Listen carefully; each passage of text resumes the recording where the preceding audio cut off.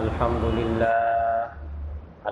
لله نحمده ونستعينه ونستغفره ونؤمن به ونتوكل عليه ونعوذ بالله من شرور أنفسنا ومن سيئات أعمالنا من يهده الله فلا مضل له ومن يضلله فلا هادي له ونشهد أن لا إله إلا الله وحده لا شريك له ونشهد أن سيدنا ومولانا محمدا عبده ورسوله أرسله إلى الناس كافة بشيرا ونذيرا وداعيا إلى الله بإذنه وسراجا منيرا وصلى الله تعالى على خير خلقه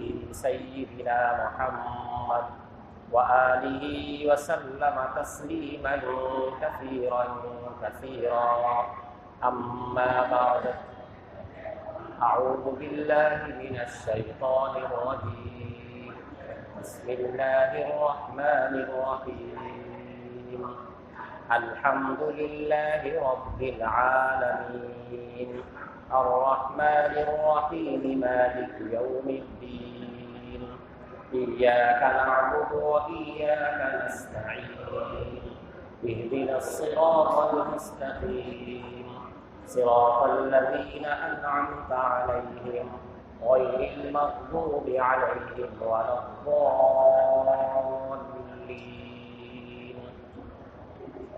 آمين صدق الله العظيم.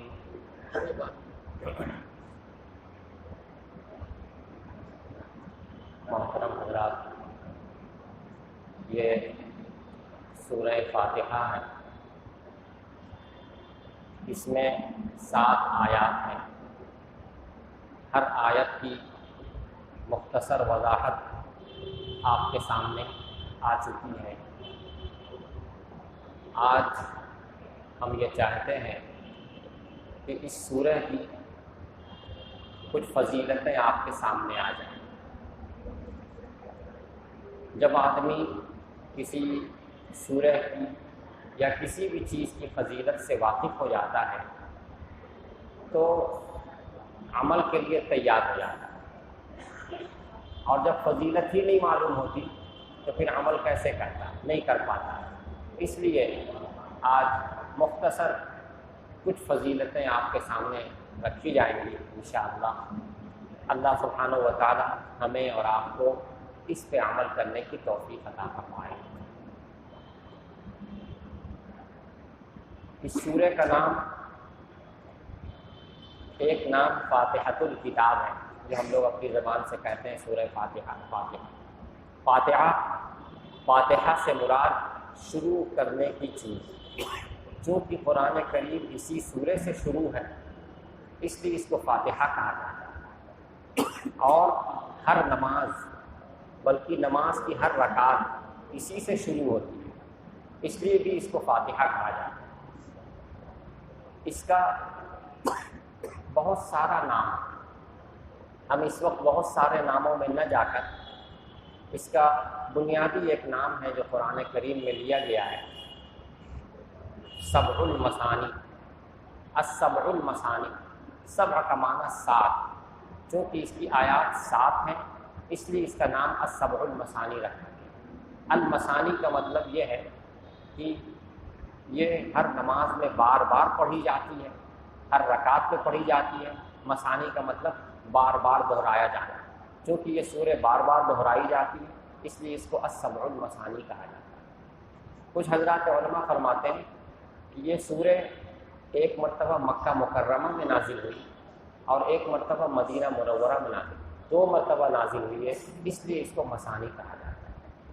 بعض حضرات فرماتے ہیں کہ چونکہ پہلے کی امت میں یہ سورہ نہیں اتاری گئی تھی، اس کو رکھا گیا تھا حفاظت سے اس امت کے لیے استثناء کر کے، آخر میں اس امت کو خاص طور سے یہ سورہ عطا کی گئی ہے اس لیے اس کو مثانی کہا جاتا ہے. بہرحال الگ الگ علماء کرام اس کی وجہ بیان کرتے ہیں، لیکن قرآن کریم نے اس کا ایک نام السبع المثانی رکھا ہے۔ ایک نام اس کا ام الکتاب ہے۔ ام الکتاب، کہتے ہیں کسی چیز کی اصل کو، اس کی بنیاد کو۔ اولاد کی اصل ماں ہوتی ہے، اس لیے ماں کو بھی کہا جاتا ہے۔ مکہ مکرمہ وہ جگہ ہے جہاں سے پوری زمین پھیلائی گئی ہے، سب سے پہلے زمین کا وہی حصہ پیدا کیا گیا، پھر وہاں سے پوری زمین کو پھیلا دیا، اس لیے مکہ مکرمہ کو بھی ام القریٰ کہا ہے کہ تمام شہروں کی اور تمام بستیوں کی وہ ماں ہے، وہی اصل ہے۔ تو یہ بھی گویا پورے قرآن کریم کی اصل ہے، اس لیے اس کو ام الکتاب کہتے ہیں۔ تو مختصر چند نام ہم نے آپ کے سامنے رکھے۔ اس کا نام شافیہ ہے، اس کا معنی شفا دینے والی، چونکہ اس سورے سے شفا ملتی ہے۔ اس کا نام منجیہ ہے، چونکہ یہ نجات دینے والی ہے، آخرت میں عذاب سے، دنیا میں بیماریوں سے، پریشانیوں سے نجات دینے والی ہے، اس لیے اس کو منجیہ کہا جاتا ہے۔ غرض یہ کہ بہت سارے نام ہیں، چونکہ اس سورے کے بہت سارے صفات ہیں، اس لیے اس کے بہت سارے نام ہیں۔ حضرت ابی بن کعب رضی اللہ تعالیٰ عنہ سے رسول اکرم صلی اللہ علیہ وسلم نے ارشاد فرمایا، ابی کیا تم یہ چاہتے ہو کہ میں تمہیں ایسی سورے بتاؤں جس جیسی سورے نہ تورات میں، نہ انجیل میں اور نہ زبور میں، کہیں بھی ایسی سورے نہیں، میں ایسی سورے بتاؤں؟ انہوں نے عرض کیا یا رسول اللہ ضرور بتائیں۔ تو آپ نے فرمایا یہ السبع المثانی اور القرآن العظیم ہے، یعنی سورہ فاتحہ۔ گویا یہ ایسی سورے ہے کہ اس جیسی سورے نہ تورات میں نازل کی گئی، نہ زبور میں، نہ انجیل میں۔ اور رسول اکرم صلی اللہ علیہ وسلم ارشاد فرماتے ہیں کہ جس نے سورہ فاتحہ پڑھ لی، وہ ذہن نشی کر لی، جس نے سورہ فاتحہ پڑھ لی اس نے گویا تورات، زبور، انجیل اور پورا قرآن پڑھا۔ اتنی بڑی بات ہے سورہ فاتحہ کے بارے میں آپ صلی اللہ علیہ وسلم ارشاد فرماتے ہیں۔ ہم سوچتے ہیں کہ ہم تو تورات دیکھے نہیں ہیں، پڑھے نہیں ہیں، آپ صلی اللہ علیہ وسلم ہم کو یہ سند عطا فرما رہے ہیں کہ جس نے سورہ فاتحہ پڑھ لی اس نے زبور پڑھ لی، اس نے تورات پڑھ لی، اس نے انجیل پڑھ لی، اس نے قرآن بھی پڑھ لی۔ اور یہ سورہ فاتحہ دوسری تمام سوروں کا بدل ہے، لیکن سورہ فاتحہ کا بدل دوسری صورتیں نہیں۔ اس کے پڑھے بغیر نماز ناقص رہ جاتی ہے۔ تو یہ سب چیزیں آپ کی سمجھ میں آ رہی کہ اس سورہ کی کتنی اہمیت ہے اور اس کے کتنے فضائل ہیں جو اللہ کے رسول صلی اللہ علیہ وسلم نے ارشاد فرمائے۔ حضرت علی کرم اللہ وجہہ ارشاد فرماتے ہیں کہ اگر میں سورہ فاتحہ کی تفسیر لکھنے بیٹھوں تو 70 اونٹ اس کی تفسیر کے بوجھ سے لگ جائیں۔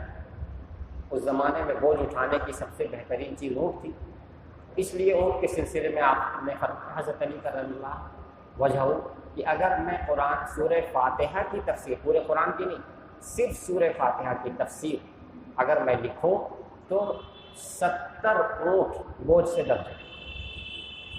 گویا اس میں کتنی باتیں، آپ کو ہم نے شروع میں بتایا تھا کہ سورہ فاتحہ میں 5 نام ہیں اللہ کے، آپ کے ذہن میں ہوگا اس میں اللہ کے 5 نام ہیں۔ پہلا نام الحمدللہ اللہ، دوسرا نام رب العالمین رب ہے دوسرا نام، تیسرا نام الرحمن، چوتھا نام الرحیم، پانچواں نام مالک۔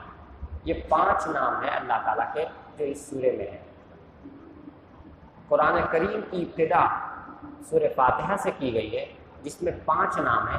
آپ یہ کہہ سکتے ہیں کہ قرآن کریم کی شروعات اللہ کے 5 نام سے کی گئی۔ روایات میں آتا ہے کہ لوح محفوظ پر بھی سب سے پہلے یہ اللہ کے 5 نام لکھے ہوئے، جو قرآن کے شروع میں سورہ فاتحہ میں 5 نام، لوح محفوظ میں یہ نام پہلے لکھے ہوئے۔ اسی طریقے سے عرش اور کرسی کے پردے پر بھی یہ 5 نام لکھے ہوئے۔ آپ اس سے اس کی اہمیت کا اندازہ لگا لیجیے۔ دنیا میں بھی کسی کے نزدیک کوئی چیز اہم ہوتی ہے تو اس چیز کو وہ جگہ جگہ لکھ کے رکھتا ہے۔ اللہ سبحانہ و تعالیٰ کے ہاں ان 5 نام اور اس سورے کی اہمیت بہت زیادہ ہے، اس لیے عرش پر، کرسی پر، لوح محفوظ پر اللہ تعالیٰ کے یہ 5 نام۔ اور حضرت علی فرماتے ہیں رضی اللہ تعالیٰ عنہ کہ ان 5 ناموں کی ہی وجہ سے یہ سورہ سب سے فضیلت والی سورہ ہے، چونکہ اللہ کے اس میں 5 نام ہیں، ان 5 نام کی وجہ سے یہ سورہ پورے قرآن کریم کے اوپر فضیلت ہے۔ اور آپ یہ ذہن نشین کر لیجیے کہ اسی 5 نام پر اللہ تعالیٰ نے 24 گھنٹے میں 5 نمازوں کو ترتیب دی ہے۔ اس سورہ میں اللہ کے 5 نام ہیں، 24 گھنٹے میں ہمارے اوپر 5 نمازیں فرض کی گئی، اسی ترتیب سے 5 نماز ترتیب فرض کی گئی، اور 5 نماز کے ساتھ ساتھ اور بھی دیگر چیزیں ایسی ہیں جو اس ترتیب پہ رکھی گئی ہیں۔ اسلام کی بنیادی ارکان 5 ہیں۔ اسلام کی بنیاد آپ کیا کہتے ہیں؟ 5 چیزوں پر۔ اس سورہ میں اللہ تعالیٰ کے 5 نام ہیں، اسی ترتیب پر اسلام کی بنیاد بھی 5 رکھی۔ آپ کی سمجھ میں بات آ رہی ہے؟ اور اللہ تعالیٰ نے انسانوں کے ہاتھ میں، پیر میں 5 انگلیاں رکھی۔ سب حضرات مفسرین نے اس سے جوڑا ہے کہ اسی ترتیب سے یہ جڑی ہوئی۔ اور لعان، شریعت میں ایک چیز ہے لعان۔ لعان کا مطلب ہوتا ہے کہ کسی نے اپنی بیوی پہ کوئی الزام لگا دیا کہ تم نے غلط کام کیا، تو اس میں حکم دیا گیا کہ وہ قسم کھا کر کے کہے نہیں میں نے غلط کام نہیں کیا۔ تو یہ قسم کھانا، اس کو لعان کہا جاتا ہے۔ اس میں 5 شہادتوں کا حکم دیا گیا، 5 مرتبہ، تو یہ بھی 5 سے جڑا ہوا ہے۔ اسی طریقے سے اسلام میں حد ہیں۔ حد کا مطلب یہ ہے جیسے کسی نے چوری کر لی تو قرآن میں حکم دیا گیا والسارق والسارقۃ فاقطعوا ایدیہما، چوری کرنے والا مرد، چوری کرنے والی عورت، اگر ان کی چوری ثابت ہو جائے تو ان کا ہاتھ کاٹ دیا۔ یہ ہاتھ کاٹنے کی جو سزا ہے اس کو حد کہا جاتا ہے، قرآن کریم کی اصطلاح میں حد کہا جاتا ہے۔ حدیں 5 رکھی گئی۔ شراب پینے کی ایک حد ہے، زنا کرنے کی ایک حد ہے، کسی پر پاک دامن عورت پر تہمت لگانے کی حد ہے۔ تو یہ حدیں 5 ہیں۔ اس کو بھی اسی سے جوڑا حضرات مفسرین نے کہ اس سورہ میں 5 نام ہیں اللہ کے، تو حد بھی 5 رکھی گئی۔ لعان میں 5 شہادت رکھی گئی ہے۔ فقہ میں ایک عنوان آتا ہے باب القسامت۔ قسامت کا مطلب ہوتا ہے کہ کسی محلے میں کوئی شخص قتل کیا ہوا پایا گیا اور پتہ نہیں چل رہا کہ کس نے قتل کیا۔ کسی محلے میں کوئی شخص مقتول قتیل پایا گیا اور پتہ نہیں چل رہا کہ کس نے قتل کیا ہے، تو کیا ہوگا؟ کیسے پتہ لگایا جائے گا؟ اس کا کیا طریقہ ہوگا؟ تو مفسرین فرماتے ہیں کہ اگر اس محلے والوں سے اور اس آدمی سے دشمنی تھی پہلے سے، تو اس محلے کے لوگوں سے 50 قسم لی جائے گی، جو اس طرح قسم کھائیں گے کہ اللہ کی قسم ہم نے قتل نہیں کیا ہے اور ہم کسی قاتل کو جانتے بھی ہیں۔ ان الفاظ میں قسم کھائیں گے تو 50 قسم لی جائے، یہ 50 اسی سے جڑا۔ تو آپ اس کو سمجھنے کی کوشش کریں کہ اللہ سبحانہ و تعالیٰ نے اور رسول اکرم صلی اللہ علیہ وسلم نے اس کی فضیلتیں کس طرح بتائیں۔ ذہن نشی کر لیجیے۔ فرمایا آپ صلی اللہ علیہ وسلم نے کہ بالیقین ایک وقت ایسا آئے گا کہ اللہ تعالیٰ کا عذاب یقینی طور پر اترے گا کسی قوم پر، کسی ایک قوم پر یقینی طور پر عذاب اترے گا، تو اس قوم کا ایک لڑکا باہر نکلے گا اور وہ سورہ فاتحہ پڑھے گا، تو سورہ فاتحہ کی برکت سے اللہ تعالیٰ اس قوم سے 40 سال تک عذاب ٹال دے۔ آپ سمجھ رہے ہیں اس کی اہمیت؟ کہ یقینی طور پر جس قوم پر عذاب اترنا طے ہو گیا، اسی قوم کا ایک لڑکا اپنی قوم سے باہر نکل کے اگر سورہ فاتحہ پڑھے گا تو 40 سال تک اللہ تعالیٰ اس قوم سے عذاب کرے گا۔ اس لیے میرے بزرگوں اور دوستوں، اس کی اہمیت کو جو شخص سمجھ لے گا کبھی اس کو نہیں چھوڑے۔ ہر نماز میں، ہر رکعت میں یہ سورہ کیوں رکھی ہے؟ اس لیے کہ یہی اس کی فضیلت ہے، یہ اس کی اہمیت ہے، اس لیے یہ اس اہمیت کی وجہ سے یہ چیز رکھی گئی۔ حضرت عبداللہ ابن عباس رضی اللہ تعالیٰ عنہ ارشاد فرماتے ہیں کہ ہم لوگ بیٹھے ہوئے تھے آپ صلی اللہ علیہ وسلم کی مجلس میں، اور حضرت جبرائیل صلاۃ والسلام بھی اس مجلس میں بیٹھے تھے۔ یہ حدیث میں سنا رہے ہیں، غور سے سنیے۔ حضرت جبرائیل صلاۃ والسلام رسول اکرم صلی اللہ علیہ وسلم کی مجلس میں بیٹھے تھے۔ اتنے میں ایک آواز آئی۔ جب آواز آئی تو حضرت جبرائیل صلاۃ والسلام عرض کرتے ہیں رسول اکرم صلی اللہ علیہ وسلم سے، یا رسول اللہ، آسمان کا آج ایک دروازہ کھلا ہے جو اس سے پہلے کبھی نہیں کھلا۔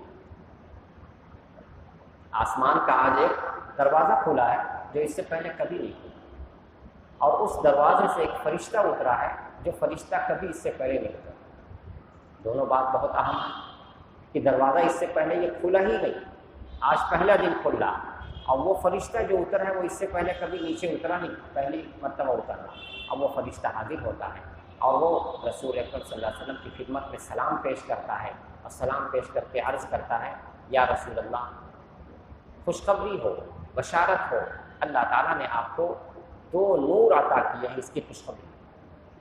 اللہ تعالیٰ نے آپ کو 2 نور عطا کیے ہیں اپنے عرش کے خزانے میں سے، 2 نور عطا کیے ہیں، اس میں سے ایک یہ چیز ہے سورہ فاتحہ جو آپ کو عطا کیا گیا ہے، اور سورہ بقرہ کی آخری آیت آپ کو عطا کی، یہ اللہ تعالیٰ نے اپنے عرش کے خزانوں میں سے خاص طریقے سے آپ کو عطا کیا۔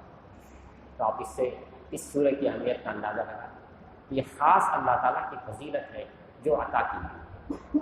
آپ صلی اللہ علیہ وسلم خود ارشاد فرماتے ہیں کہ اللہ تعالیٰ نے جو مجھ پر انعامات کیے، جو احسانات کیے، ان احسانات میں سے یہ ہے کہ اللہ تعالیٰ نے عرش کے خزانوں میں سے مجھے اس کو بطور خاص سورہ فاتحہ کو عنایت فرمایا، بطور خاص عنایت فرمایا۔ اور ایک روایت میں آتا ہے، حضرت علی رضی اللہ تعالیٰ عنہ روایت فرماتے ہیں کہ جب سورہ فاتحہ اور آیت الکرسی اور سورہ آل عمران کی یہ آیت شہید اللہ انہ لا الہ الا ہو، آیت نمبر 18 آپ دیکھ لیجیے گا، سورہ آل عمران کی آیت شہید اللہ انہ لا الہ الا ہو، یہ آیت نمبر 18 ہے۔ پھر اسی سے تھوڑا سا اور آگے آیت قل اللہم مالک الملک تؤتی الملک، آیت نمبر 26۔ جب ان آیات کو اللہ تعالیٰ نے اتارنا چاہا، کن کن آیت کو، اس کو اس لیے ذہن نشی کر لیجیے کہ تاکہ آپ کو پڑھنے کی توفیق ہو۔ سورہ فاتحہ ایک، دوسرے سورہ آل عمران کی آیت نمبر 18 شہید اللہ انہ لا الہ الا ہو، اور آیت نمبر 26 قل اللہم مالک الملک تؤتی الملک، یہ 2 آیت ہیں، صرف 26 نہیں، 26 اور 27 2 آیت۔ جب ان آیات کو اللہ تعالیٰ نے اتارنا چاہا تو یہ آیتیں عرش سے چمٹ گئی، وہیں پہ چمٹ گئی اور عرض کرنے لگی یا اللہ ہمیں آپ ان لوگوں کے پاس بھیج رہے ہیں جو لوگ نافرمانی کرتے ہیں، آپ ان کے پاس بھیج دیں۔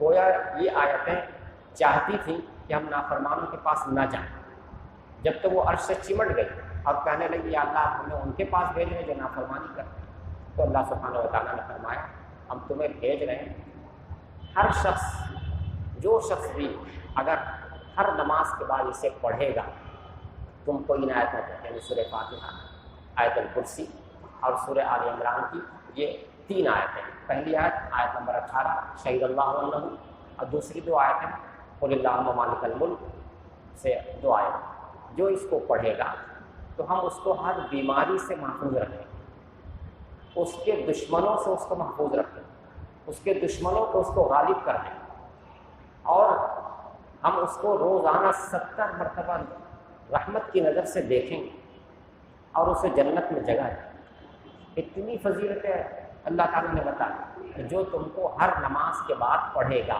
اس کو ہم یہ کام کریں گے، جنت میں جگہ دیں گے، دشمنوں پر غالب کر دیں گے، دشمنوں سے محفوظ رکھیں گے، بیماریوں سے محفوظ رکھیں گے۔ اس لیے میرے بزرگوں اور دوستوں ان آیات کو پڑھنے کا اہتمام کرنا چاہیے۔ آپ ان آیات کو قرآن میں دیکھ لیں، دیکھ کے یاد کر لیں، اور یاد کر کے ہر نماز کے بعد پڑھنے کا اہتمام کر لیں۔ میرا اندازہ ہے کہ 2 منٹ لگے گا، 3 منٹ لگے گا، اس سے زیادہ نہیں لگے گا۔ تو اس کو پڑھنے کا اگر اہتمام کیا جائے تو بیماریوں سے بھی حفاظت ہوگی اور اللہ تعالیٰ کی نظر رحمت بطور خاص ہم کو میسر ہوگی۔ یہ سب اس کی فضیلتیں ہیں۔ اس کے اعمال میں سے حضرت عائشہ صدیقہ رضی اللہ عنہا فرماتی ہیں کہ رسول اکرم صلی اللہ علیہ وسلم نے ارشاد فرمایا، یہ کرنے کا کام ہے اس لیے اس کو ذہن نشی کر لیجیے کہ جو شخص بارش کا پانی لے گا، برسات میں جو بارش کا پانی ہوتا ہے، بارش کا پانی لے اور اس میں 70 مرتبہ سورہ فاتحہ پڑھ کے دم کرے، اور آیت الکرسی کو بھی 70 مرتبہ پڑھ کے دم کرے، اور سورہ اخلاص قل هو اللہ احد اور سورہ فلق اور سورہ ناس، یہ تینوں صورتیں، پہلی سورہ قل هو اللہ احد، دوسری سورہ قل اعوذ برب الفلق، تیسری سورۃ قل اعوذ برب الناس، ان تینوں صورتوں کو بھی 70 مرتبہ پڑھ کے دم کریں۔ سب سے پہلے سورہ فاتحہ 70 مرتبہ، پھر آیت الکرسی 70 مرتبہ 2، پھر سورہ اخلاص قل واللہ 70 مرتبہ، پھر قل اعوذ برب الفلق 70 مرتبہ، قل اعوذ برب الناس 70 مرتبہ۔ اگر اتنی مرتبہ پڑھ کے بارش کے پانی پہ دم کر دے اور دم کر کے 7 دن تک بلا ناغہ پیے، تو آپ صلی اللہ علیہ وسلم فرماتے ہیں کہ مجھے حضرت جبریل نے بتایا ہے کہ اللہ تعالیٰ اس کے جسم کی ہر بیماری کو نکال دے۔ اگر ہڈیوں میں کوئی بیماری گھسی ہو تو ہڈیوں سے نکال دے، جسم کے ایک ایک عضو سے اس کی بیماری کو نکال دے۔ تو اگر ایسا ہے تو پھر کیا مشکل ہے؟ وقت تو لگے گا پڑھنے میں، وقت تو لگے گا، ہم علاج کے لیے بہت زیادہ وقت لگاتے ہی ہیں، اگر اس میں وقت لگا دیں اور اس سے فائدہ اٹھا لیں تو کتنا بڑا فائدہ ہوگا۔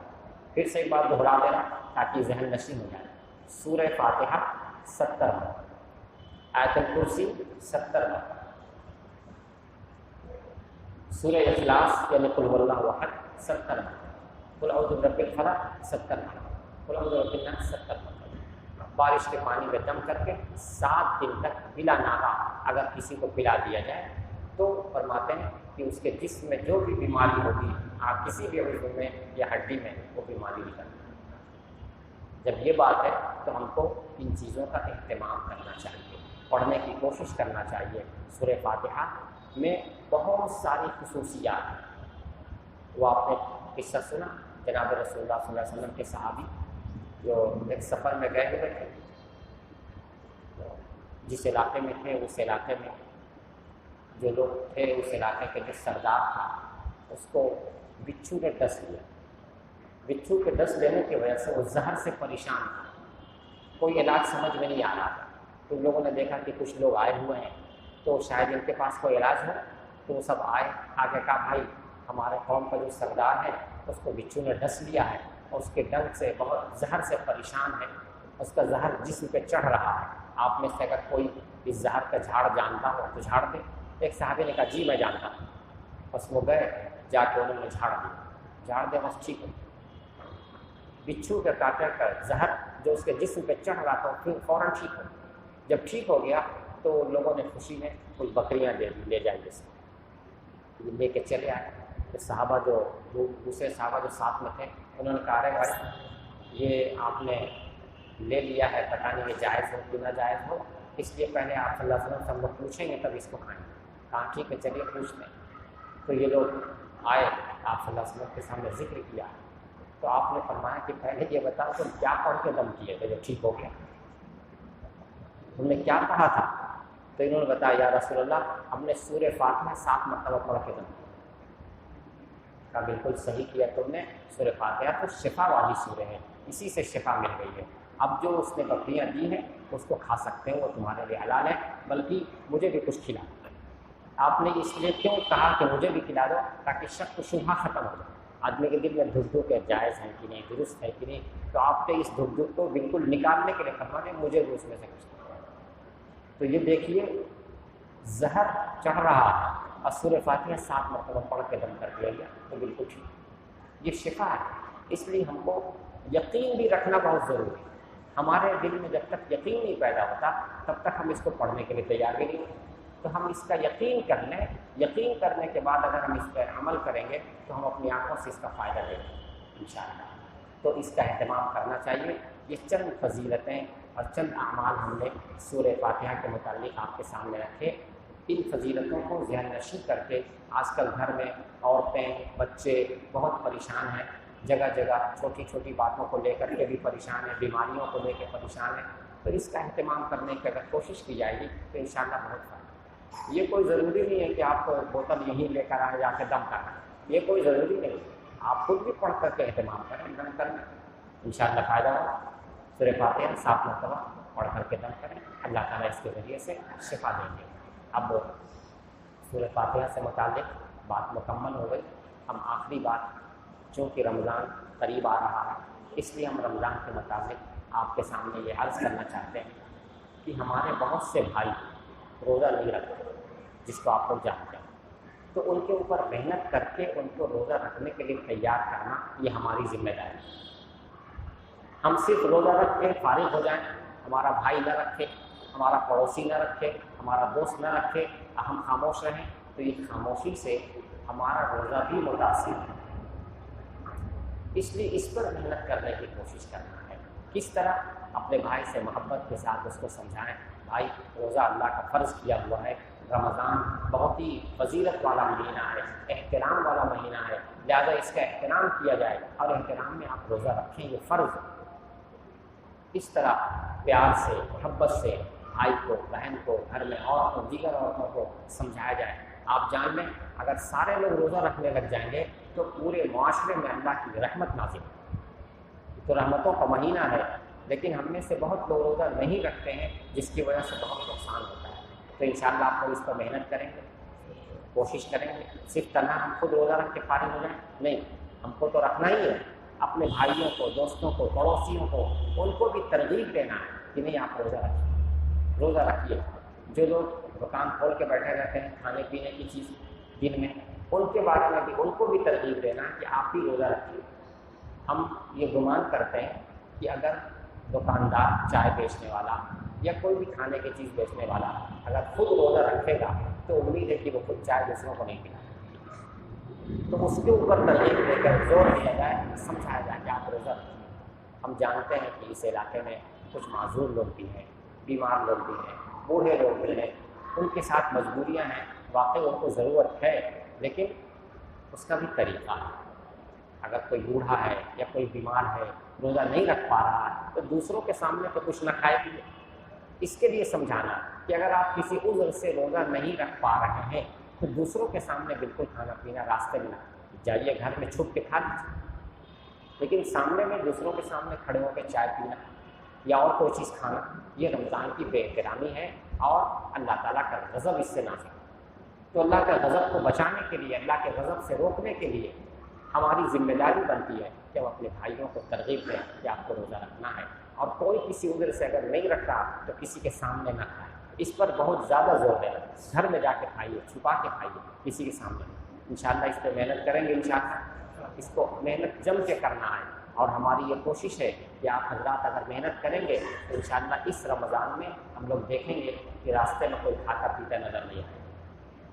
ہماری محنت سے یہ ہوگا، ہم محنت نہیں کریں گے، چپ ہو کے بیٹھ جائیں گے تو نظر آئے گا کھا رہے ہیں لوگ، پی رہے ہیں۔ تو محنت کریں گے تو یہ ماحول بنے گا انشاءاللہ۔ اللہ تعالیٰ ہم لوگوں کو اس میں عمل کی توفیق عطا فرمائے۔ درود شریف پڑھ لیجیے، دعا۔ اللهم صل على سيدنا مولانا محمد كما صليت على ابراهيم وعلى آل ابراهيم انك حميد مجيد۔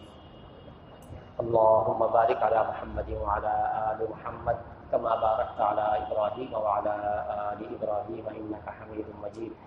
ربنا ظلمنا انفسنا وان لم تغفر لنا وترحمنا لنكونن من الخاسرين۔ يا علي يا عظيم، يا علي يا عظيم، يا علي يا عظيم، لا إله إلا الله الحليم الكريم، سبحان الله رب العرش العظيم، والحمد لله رب العالمين۔ أسألك موجبات رحمتك وعزائم مغفرتك والغنيمة من كل بر والعصمة من كل ذنب والسلامة من كل إثم، لا تدع لنا ذنبا إلا غفرته ولا هما إلا فرجته ولا كربا إلا نفسته ولا ضرا إلا كشفته ولا مريضا إلا شفيته ولا مريضا إلا شفيته ولا دينا إلا أديته ولا دينا إلا أديته ولا حاجة هي لك رضا إلا قضيتها يا أرحم الراحمين، يا أرحم الراحمين، يا أرحم الراحمين۔ اللهم إني عبدك، اللهم إني عبدك وابن عبدك وابن أمتك، ناصيتي بيدك، ماض في حكمك، عدل في قضاؤك، أسألك بكل اسم هو لك سميت به نفسك أو أنزلته في كتابك أو علمته أحدا من خلقك أو استأثرت به في علم الغيب عندك أن تجعل القرآن العظيم ربيع قلبي ونور بصري وجلاء حزني وذهاب همي وغمي وذهاب همي وغمي۔ اللهم إني عبدك وابن عبدك وابن أمتك، ناصيتي بيدك، ناصيتي بيدك، یا اللہ یا ارحم الراحمین ہم سب کے گناہوں کو معاف فرما، ہماری پریشانیوں کو دور فرما، ہماری مصیبتوں کو دور فرما، ہماری کمزوریوں کو دور فرما، ہماری بیماریوں کو دور فرما۔ یا اللہ ہم سب کو نیک اعمال میں لگنے کی توفیق عطا فرما، اپنی مدد نازل فرما، خصوصی رحمت نازل فرما، رحم کا کرم کا معاملہ فرما۔ رمضان کا مبارک مہینہ آ رہا ہے، اس کی قدردانی کی توفیق عطا فرما، اس کا حق ادا کرنے کی توفیق عطا فرما، دعاؤں کو قبول فرما۔ یا اللہ جن جن لوگوں نے دعا کی درخواست کی ہے، جن مقاصد کے لیے کی ہے، ان کی تمام جائز مرادیں پوری فرما۔ ہمارے قریبی رشتہ دار جو اس دنیا سے جا چکے ہیں، سب کے ساتھ خصوصی رحمت اور مغفرت کا معاملہ فرما، سب کے ساتھ خصوصی رحمت اور مغفرت کا معاملہ فرما۔ یا اللہ تمام مومنین و مومنات کے ساتھ رحمتوں کا معاملہ فرما۔ وصلی اللہ تعالی علی خیر خلقہ سیدنا محمد وآلہ وصحبہ اجمعین برحمتک یا